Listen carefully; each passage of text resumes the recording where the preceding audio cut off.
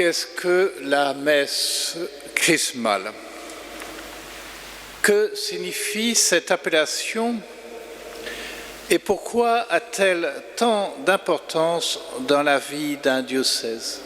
Dans la célébration de la messe, on n'accorde pas toujours toute l'attention qu'elle mérite à la préface de la prière eucharistique. Préface qui synthétise bien souvent le sens de la fête que l'on célèbre. Ainsi, la préface de ce jour débute par cette affirmation: par l'onction de l'Esprit Saint, tu as établi ton Fils unique, prêtre de l'alliance nouvelle et éternelle, et tu as voulu que son unique sacerdoce demeure vivant dans ton Église. La messe chrismale est d'abord la fête du Christ en tant qu'il est Christ précisément, puisque chrismal et Christ viennent de la même racine grecque qui veut dire consacré par une onction d'huile. L'huile de joie dont parle la première lecture. En effet, dans l'Ancien Testament, l'huile est ce qui servait à consacrer les rois et les grands prêtres. On versait sur leurs têtes de l'huile parfumée, qui était le signe que l'Esprit Saint les pénétrait totalement, les consacrait à Dieu et leur donnait la force divine pour accomplir leur mission auprès du peuple. C'est pourquoi les rois et les grands prêtres étaient appelés les oints du Seigneur, en hébreu Messie, en grec Christ. Donc, le Messie royal et le Messie sacerdotal. Or, Jésus est venu accomplir ce qui était en germe, en figure, dans l'ancienne alliance.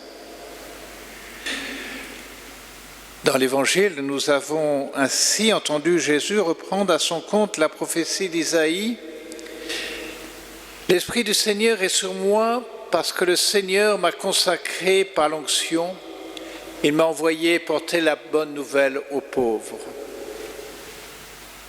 En ce qui concerne la vie des chrétiens et la vie de l'Église, il n'y a pas d'autre source que le Christ lui-même, lui, l'unique grand prêtre, l'unique pasteur. C'est pourquoi, si l'on veut entrer dans la signification de la messe chrismale, il faut d'abord et avant tout et toujours regarder le Christ Jésus. Il faut toujours repartir du Christ, comme le disait Saint Jean-Paul II pour l'année dédiée à la vie consacrée, en 2002 il me semble. Mais au-delà de ceux et de celles qui sont engagés dans la vie consacrée par des vœux publics, cela s'applique à tous les fidèles consacrés dans le Christ, prêtres, prophètes et rois, par l'onction de leur baptême et de leur confirmation, devenant ainsi disciples missionnaires, comme aime à le rappeler notre pape François. La suite de la préface du jour affirme en effet: c'est lui le Christ, qui donne à tout le peuple racheté la dignité du sacerdoce royal. Être ensemble sacerdoce royal dans le Christ, voilà la fierté, le bonheur de tout le peuple de Dieu, comme le proclame le livre de l'Apocalypse. Que la grâce et la paix vous soient données de la part de Jésus-Christ, le témoin fidèle, le premier-né des morts, le prince des rois de la terre.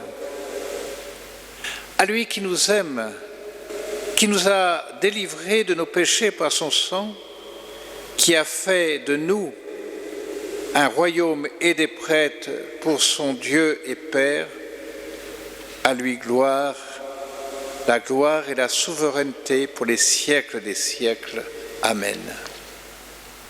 Cette doctrine biblique et traditionnelle du sacerdoce royal de tout le peuple de Dieu a été remis en valeur par le Concile Vatican II.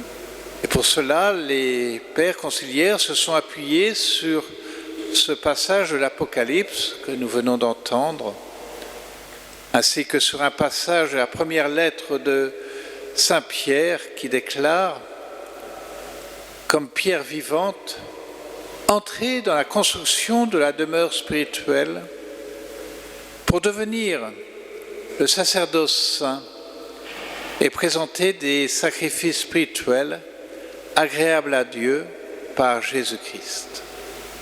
Si faire partie du peuple sacerdotal est un honneur, c'est aussi un engagement. En étant consacrés dans le Christ, nous sommes appelés à faire de toute notre vie un sacrifice d'action de grâce, en cherchant à nous mettre en toutes circonstances au service de notre Père du ciel et au service de nos frères de la terre. Les deux étant indissociables, comme nous le rappelle tout l'Évangile.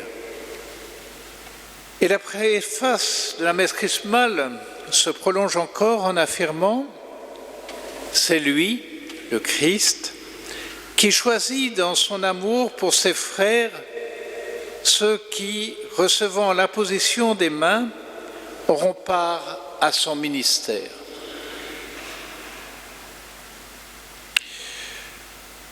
À notre époque, le sacerdoce ministériel est de moins en moins compris et reçu. Dans le monde, bien sûr, quelquefois aussi parmi les chrétiens.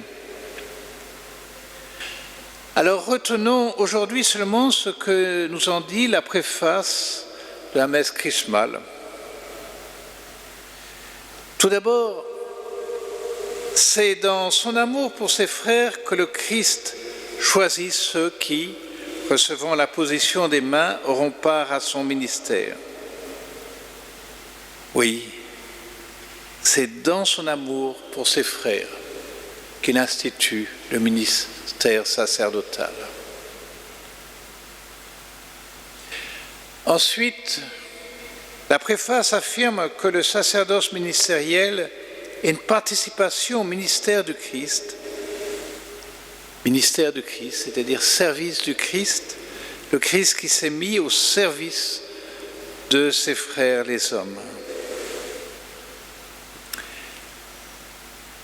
Ainsi, le sacerdoce ministériel, ou le ministère sacerdotal, fait des prêtres les serviteurs de leurs frères et sœurs chrétiens, les serviteurs du sacerdoce royal, de tous ceux qui sont consacrés par leur baptême et envoyés porter la bonne nouvelle aux pauvres.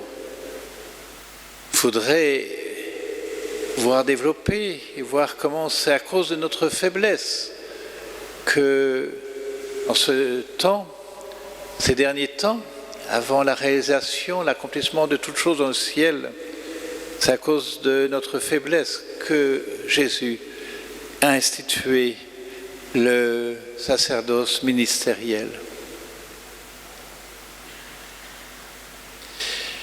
Voilà, revenons à la célébration d'aujourd'hui avec la consécration du Saint-Crème, c'est-à-dire l'huile parfumée qui servira tout au long de l'année dans le diocèse à oindre ceux qui seront baptisés, ceux qui seront confirmés et ceux qui seront ordonnés prêtres. Cette huile de joie dont parle Isaïe.